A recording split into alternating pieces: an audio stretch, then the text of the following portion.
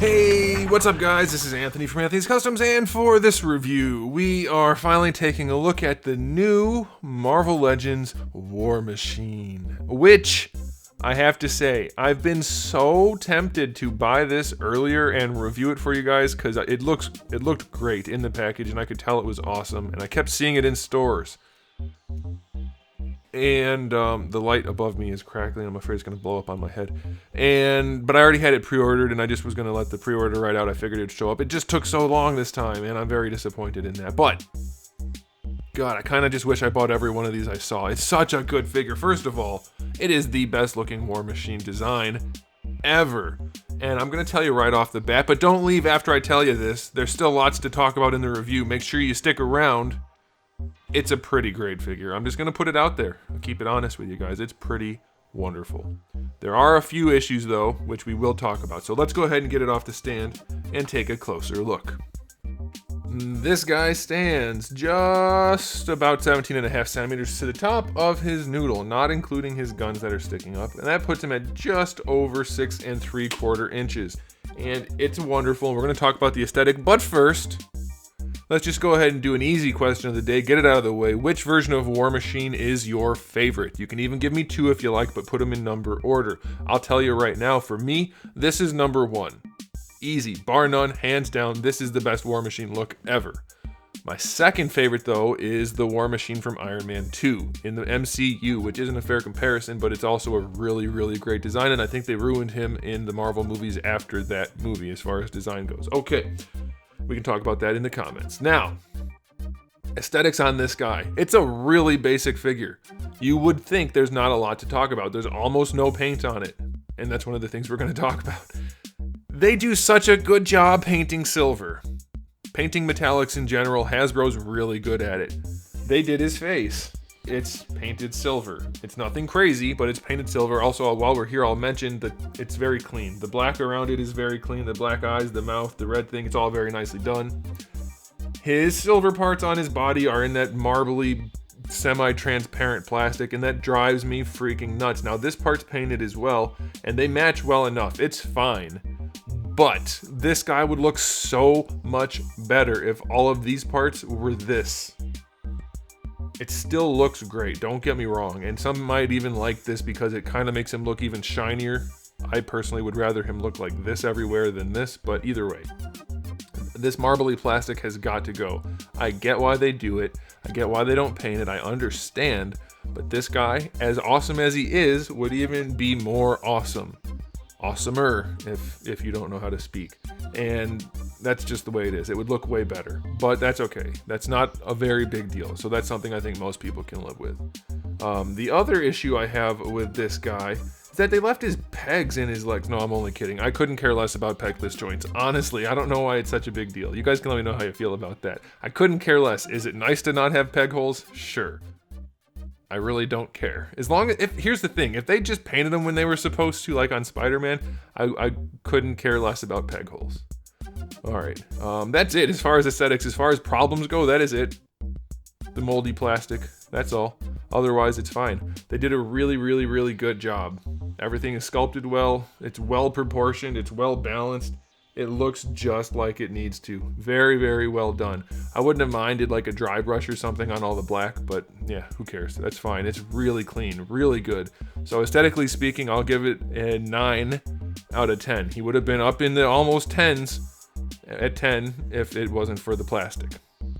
Alright, now as far as accessories go, we have an interchangeable head. Obviously, we have the head you already saw, and then we have the human head, the unhelmeted head, which might be slightly big just because it probably wouldn't fit in the helmet, but they still did a good job. I love the way it looks. No problem there. Nice clean paint. They even got a little bit of that skin tone in between the lines in the hair. They could have easily not done that, so that's good. I like that a bunch. We have a bunch of effect parts, so I'll just run through them all. We have one that's like a 3-way missile for the one cannon. We have one that's just a big blast for the other cannon. We have one that's a bunch of little like machine gun blasts for his arm gun. And then we have some thruster thingies for his feet. And then we have the smoke thingies that connect to the thruster thingies if you want to use them as a display stand. We're going to come back to those Lastly, we have 2 little muzzle flashes and then 2 little smoke thingies. I'm glad that they started to include those with other figures. That's awesome. Very good spread of accessories overall. I'll give it a 8 out of 10. And here's why it's not a 9. With these ones, with the ones on his feet, which are not new to him. They came with that other Iron Man, the 2020 or whatever it's called, the gears, one with the gears in the shoulders. They have this issue where they're too far apart. I don't know that I've heard anybody mention this so far. It drives me nuts, and maybe that's just me, but they're just too far apart, and I'll show you why they're too far apart, just briefly. And this is why I can't give it a full 9 out of 10. If you put these things in his feet, which is what you're supposed to do, if you don't have trouble doing it, get the peg in the hole. Alright, that's his natural neutral position. Most of the time though, Iron Mans, when they're flying around or using their thrusters, their legs are like this. They generally have their legs pretty close together, which makes sense, because if you had thrusters like that and you let your legs go like this, they would just fly out like this and they'd break your legs. So I like that they draw it that way. They put some thought into it. These things, no matter how much you try, spread his legs out so wide that it looks like he's walking on stilts or something. And see, get it in there. Why won't that one stay in? There we go. So it just bugs me that those have to spread the legs out so wide. Like, I'll never use those because of that. It looks unnatural. It looks goofy. I guess you could just cut them down here and just not look at them too close. But yeah, it drives me nuts that those spread the legs out. If anybody else ever thought of that, let's talk about it, because I haven't heard a single person mention it, and it drives me nuts. But they're still awesome accessories, so that's fine. All right, let's go ahead and talk about the articulation. We have a double ball peg in the neck. This is probably the best one they've done for a standard size figure. They are either learning or listening and doing a much better job. We have a bigger ball down there, much more room for it to move around, and you get plenty of range out of that ball. Very pleased with that. How does it actually function though? Exactly as it freaking should, because ball pegs in the neck are the best. Look at that. Look at it. Forward, back, side to side, rotation, everything you need. And by the way, that pose right there, cocked head to the side just a little bit, best pose, always, for everyone, best pose. And you can do that with a double ball peg. Love it. The gun turrets, they slide up on his armor very nicely. You can move them a little bit. Gets a little crowded, nothing they can do about that. As much as I like the accessories with the gun blast and everything, I would probably leave them back, just because I don't want to crowd the head. I stuttered a lot right there. Did you guys hear that? Crowd the head. I like it better like that. But you get the option. Now, you might think to yourself, oh man, they connected the shoulder pads to the chest. That sucks. Except they didn't. Again, they're either learning or listening. I'm going to take all the credit for it because I've been saying this for years. Shoulder pads should be connected to the arms. And look at that. Full rotation, no goofiness. It looks good all the way around. It's not technically full rotation because you can't go back here, but it's still fine. No issue at all. Yeah, it gets a little janky when you bring the arm out to the side, but that's the design of the armor. That is not Hasbro's fault. So I have no issue with that. You can't quite get them horizontal either, but that's pretty close. That's good enough. I think that is okay. But yeah, so we have ball pegs in the head. We have shoulder pads connected to the arms. They are just really doing good stuff here. Bicep swivel is fine. Double jointed elbow, that's definitely fine. He's got these big gauntlets to limit him, so that's fair. Wrists have a swivel and a hinge. Ab crunch doesn't go back very far at all. That kind of blows. It could go a lot farther back. Yeah, they could definitely do better with that. Going forward also blows. Very limited ab crunch. Definitely the weakest part of this figure. It's also the weakest part of the figure, so that's kind of a bummer. Maybe yours is not like that, mine is. Waist twist is good. How do the hips function? Good question. Bring them all the way forward, no problem there. Out to the side, more than enough. Way better than 45, that's okay. Thigh swivel is fine. Double jointed knee is fine, no issues there. I will say his shins are really long compared to his thighs. Something Hasbro has to get away from, but it's still not super noticeable. Ankles go pretty far back. They don't go forward for crap. That's really bad.